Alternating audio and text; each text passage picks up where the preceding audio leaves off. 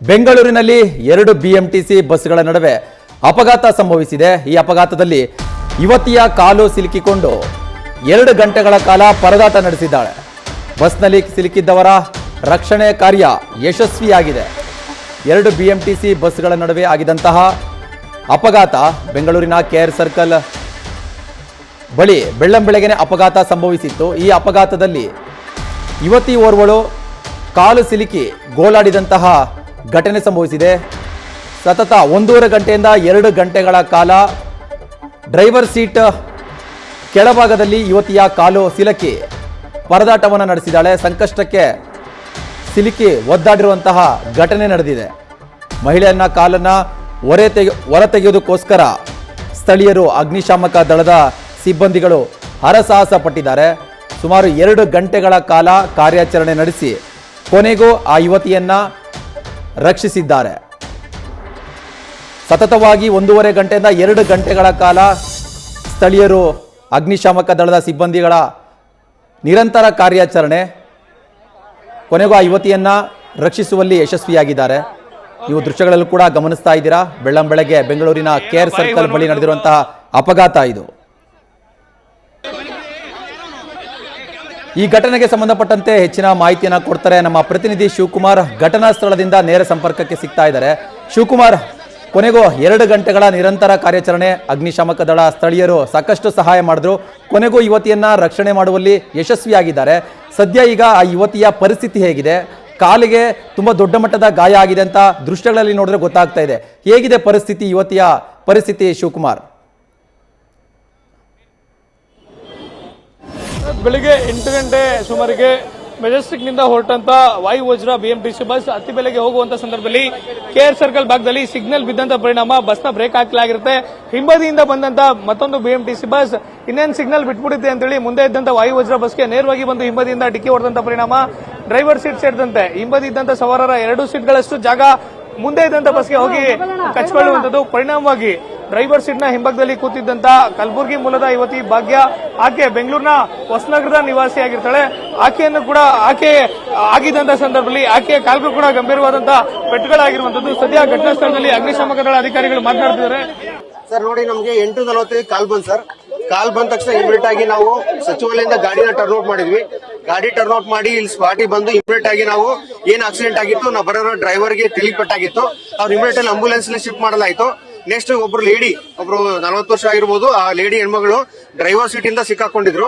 ಅವ್ರನ್ನ ಇಮಿಡಿಯೇಟ್ ಆಗಿ ನಮ್ಮಲ್ಲಿರುವಂತ rescue tools ನ ತೆಗೆದುಕೊಂಡು ಅದನ್ನ ಎಲ್ಲ ಫಸ್ಟ್ ಅಲ್ಲಿ ಏನೇನು ಅದು ಕಾಲಿದಾಗಿತ್ತು ಅದನ್ನೆಲ್ಲ ಬಿಡಿ ಬಿಡಿಯಾಗಿ ಮೆಟಲ್ ಐಟಮ್ಸ್ ಎಲ್ಲ ತೆಗೆದು ಲೂಸ್ ಮಾಡಿ ಮೇಲೆ ಕ್ರೇನ್ ತರಿಸಿ ಕ್ರೇನ್ ಮುಖಾಂತರ ಅದನ್ನ ನಾವು ಲೂಸ್ ಮಾಡಿ ಇಮಿಡಿಯೇಟ್ ಆಗಿ ಏನ್ ಮಾಡಿದ್ವಿ, ಆ ಲೇಡಿನ ರೆಸ್ಕ್ಯೂ ಮಾಡಿ ಆಂಬುಲೆನ್ಸ್ ಮುಖಾಂತರ ನಾವು ಸೇಂಟ್ ಮಾರ್ಥಾಸ್ ಹಾಸ್ಪಿಟಲ್ ಕಳಿಸ್ಕೊಟ್ಟಿದೀವಿ.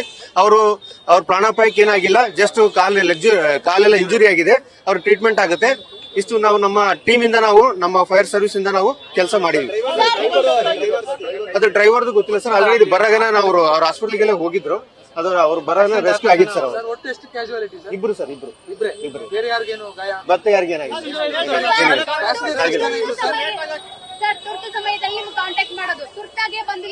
ಮೇಡಮ್ ಬಂದಿದ್ರು. ಇಲ್ಲಿ ತುರ್ತಾಗೆ ಬಂದಿದ್ವಿ. ಇಲ್ಲಿ 1 ವೇ ಇರೋದ್ರಿಂದ ನಾವು ಆತರ ಹಿಂಗ ಸುತ್ತಾಕೊಂಡ್ ಬರ್ಬೇಕು ಮೇಡಮ್. 1 ವೇ ಇದ್ರಲ್ಲಿ ಬರಕ್ಕಾಗಲ್ಲ. ನಾವು ಸಚಿವಾಲಯ ನಾವು ಲೇಟ್ ಆಗಿಲ್ಲ, ನಾವು ಕಾಲ್ ಕೊಟ್ಟ ತಕ್ಷಣ ನಮ್ ಗಾಡಿಗೆ ಬಂದಿದ್ವಿ, ಸುತ್ತಾಕೊಂಡ್ ಬಂದಿದ್ವಿ. ಅದೇ ಬಂದಿದ್ವಿ ಮೇಡಮ್, ಟ್ರಾಫಿಕ್ ಅಂತಿಲ್ಲ. ಇಬ್ರು ಅದು ಗೊತ್ತಿಲ್ಲ, ಅದೇನು ಗೊತ್ತಿಲ್ಲ ಸರ್. ಅದು ಅವ್ರ ಟೆಕ್ನಿಷಿಯನ್ ಹೇಳ್ಬೇಕು, ಅವ್ರ ಆರ್ಟಿಒ ಇಲ್ಲ, ಅವ್ರ ಬಿಎಂಟಿಸಿ ಹೇಳ್ಬೇಕು. Thank you sir. Thank you. Parashuram ಅಂತ ಆರ್ಎಫ್ಒ. ಅಗ್ನಿಶಾಮಕ ದಳದ ಅಧಿಕಾರಿಗಳು ಮಾತಾಡ್ತಾ ಇದ್ರು. 8:45ಕ್ಕೆ ನಮಗೆ ದೂರವಾಣಿಯ ಮುಖಾಂತರ ಘಟನೆ ಬಗ್ಗೆ ಮಾಹಿತಿ ಸಿಗುತ್ತೆ. ಕೂಡಲೇ ನಾವು ಸಿಬ್ಬಂದಿಯ ಜೊತೆ ಸ್ಥಳಕ್ಕೆ ಬರ್ತೀವಿ.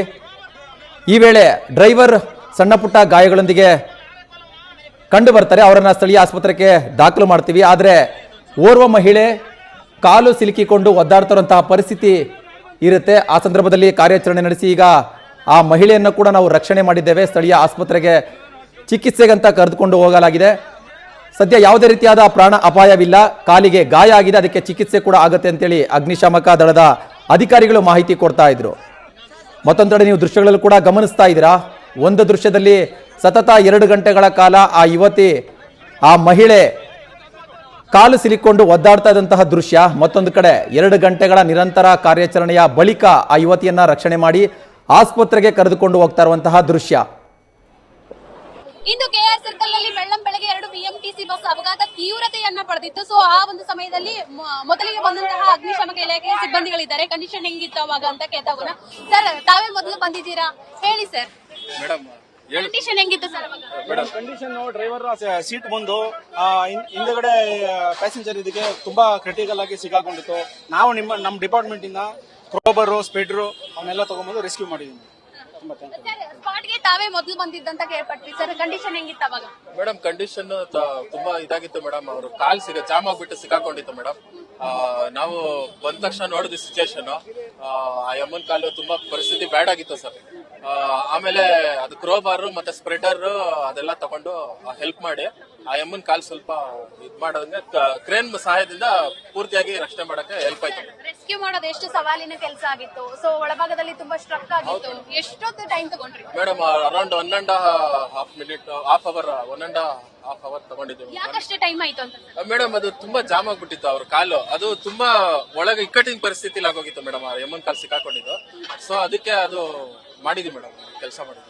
ಕಂಡೀಷನ್ ಹೆಂಗಿತ್ತು ಸರ್ ಆಫ್ಟರ್ ರೆಸ್ಕ್ಯೂ? ಪಾಪ ಆ ಅಮ್ಮ ತುಂಬಾ ಕಿರ್ಚಾಡೋದು ಎಲ್ಲ ಮಾಡ್ತಾ ಇದ್ರು. ಅದು ಯಾಕಂದ್ರೆ ಜಾಮ್ ಆಗೋಗಿತ್ತು ಮೇಡಮ್. ಆ ಎಮ್ಮನ್ ಕಾಲ್ ವರ್ಟಿಕಲ್ ಆಗಿ ಸಿಕ್ಕಾಕೊಂಡ್ಬಿಟ್ಟಿತ್ತು ಮೇಡಮ್. ಈ ಕಡೆ ಸ್ಟ್ರೈಟ್ ಇರ್ಲಿಲ್ಲ, ಈ ಕಡೆ ಸಿಕ್ಕಾಕೊಂಡ್ಬಿಟ್ಟಿತ್ತು. ಆ ಅಮ್ಮ ತುಂಬಾ ಪರದಾಡಿದ್ರು ಮೇಡಮ್. ಒಂದ್ ಸೂರ್ ಏನಾದ್ರು ಇದ್ ಮಾಡಿದ್ರೆ ಕಿರ್ಚಾಡ್ತಾ ಇದ್ರು, ಅದೇ ಜಾಮ್ ಆಗೋದ್ರಿಂದ. ಸೊ ನಾವು ಅದು ಕ್ರೋಬಾರ್ ಸಹಾಯದಿಂದ ಅದು ಸ್ವಲ್ಪ ಸ್ಪ್ರೆಡ್ ಮಾಡಿದಕ್ಕೆ ಆ ಎಮ್ಮಂಗ್ ಸ್ವಲ್ಪ ಫ್ರೀ ಆಯ್ತು. ಸೊ ಅವಾಗ ಕ್ರೇನ್ ಬಂದಿದ್ದಕ್ಕೆ ಹೆಲ್ಪ್ ಆಯ್ತು.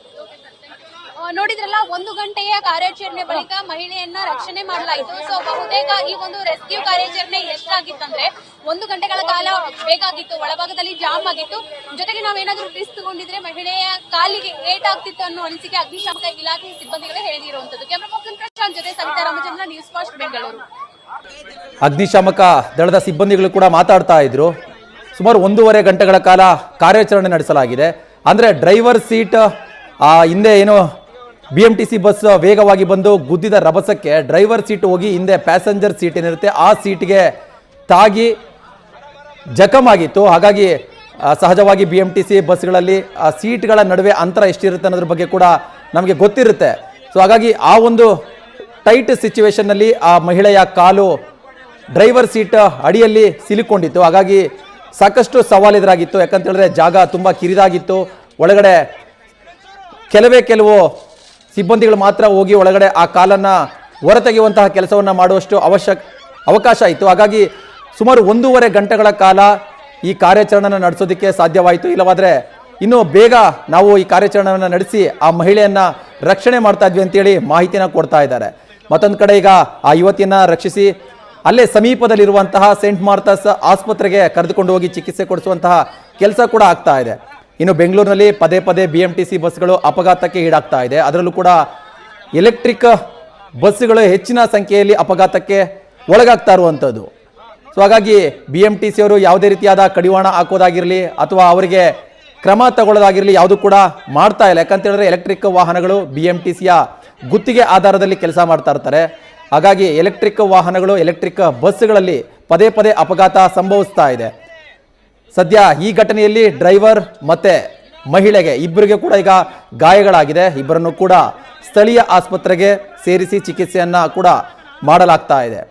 ಇಂದು ಬೆಳಗ್ಗೆ ಸುಮಾರು 8:30 ಸಮಯಕ್ಕೆ ಈ ಅಪಘಾತ ಆಗಿರೋದು. ಬೆಂಗಳೂರಿನ KR ಸರ್ಕಲ್ ಜಂಕ್ಷನ್ನಲ್ಲಿ ಅಪಘಾತ ಆಗಿದೆ. ಮುಂದೆ ವಾಯುವಜ್ರ ಬಸ್ ಸಿಗ್ನಲ್ನಲ್ಲಿ ರೆಡ್ ಸಿಗ್ನಲ್ ಬಿದ್ದಿತ್ತು ಅನ್ನೋ ಕಾರಣಕ್ಕೆ ಸ್ಟಾಪ್ ಮಾಡಿದ್ರು. ಆದರೆ ಆ ಬಸ್ ಹಿಂಬದಿಯಲ್ಲಿ ಬಂದಂತಹ electric BMTC bus signal jump ಮಾಡುವ ಒಂದು ಅರ್ಜೆನ್ಸಿಯಲ್ಲಿ ಅಲ್ಲಿ ನಿಂತಿದ್ದಂತಹ ಬಸ್ಗೆ ಗುದ್ದಿರುವಂಥದ್ದು. ಈ ಸಂದರ್ಭದಲ್ಲಿ ಬಸ್ ತೀವ್ರವಾಗಿ ಅಪಘಾತಕ್ಕೆ ಒಳಗಾಗಿ ಡ್ರೈವರ್ ಅದೃಷ್ಟವಶಾತ್ ಅಪಾಯದಿಂದ ಪಾರಾಗಿದ್ದಾರೆ. ಆದರೆ ಡ್ರೈವರ್ ಸೀಟ್ನ ಹಿಂಬದಿಯಲ್ಲಿ ಕೂತಿದ್ದಂತಹ ಪ್ಯಾಸೆಂಜರ್ ಸೀಟ್ನಲ್ಲಿ ಕೂತಿದ್ದಂತಹ ಮಹಿಳೆಯ ಕಾಲು ಸೀಟ್ನ ಅಡಿಯಲ್ಲಿ ಸಿಲುಕಿ ಸುಮಾರು 1.5 ಗಂಟೆಗಳ ಕಾಲ ಆ ಯುವತಿ ಸಾಕಷ್ಟು ನೋವನ್ನು ಅನುಭವಿಸಿದ್ದಾಳೆ. ನೀವು ದೃಶ್ಯಗಳಲ್ಲೂ ಕೂಡ ನೋಡ್ತಾ ಇದ್ದೀರಾ. ಸಾಕಷ್ಟು ಚೀರಾಟ ಮಾಡ್ತಾ ಇದ್ದಾರೆ, ಕಿರ್ಚಾಟ. ಯಾಕಂದ್ರೆ ಆ ನೋವು ಆ ಮಟ್ಟಕ್ಕೆ ಇರುತ್ತೆ. ಇನ್ನು BMTC ಕೂಡ ಇದ್ರ ಬಗ್ಗೆ ಯೋಚನೆ ಮಾಡಬೇಕಾಗುತ್ತೆ. ಯಾಕಂತ ಹೇಳಿದ್ರೆ ಎಲೆಕ್ಟ್ರಿಕ್ ಬಸ್ಗಳಲ್ಲಿ ಪದೇ ಈ ರೀತಿಯಾದ ಅಪಘಾತಗಳು ಆಗ್ತಾ ಇದ್ರು ಕೂಡ ಯಾವುದೇ ರೀತಿಯಾದ ಕಟ್ಟುನಿಟ್ಟಿನ ಕ್ರಮ ತೆಗೆದುಕೊಳ್ತಾ ಇಲ್ಲ. BMTC ಆಗಲಿ, ಸಾರಿಗೆ ಸಚಿವರಾಗಲಿ ಈ ಬಗ್ಗೆ ಯೋಚನೆ ಮಾಡಬೇಕು, ಯಾಕೆ ಪದೇ ಪದೇ ಎಲೆಕ್ಟ್ರಿಕ್ ವಾಹನಗಳಲ್ಲೇ ಅಪಘಾತ ಆಗ್ತಾ ಇದೆ, ಅದಕ್ಕೆ ನಾವು ಹೇಗೆ ಕಡಿವಾಣ ಹಾಕಬೇಕು ಅನ್ನೋದನ್ನು ಕೂಡ ಚರ್ಚೆ ಮಾಡಿ ಕ್ರಮ ತೆಗೆದುಕೊಳ್ಬೇಕಾಗುತ್ತೆ. ಇಲ್ಲವಾದರೆ ಸಾರ್ವಜನಿಕರೇ ಇದರಿಂದ ಸಾಕಷ್ಟು ತೊಂದರೆಗಳನ್ನು ಅನುಭವಿಸೋದು.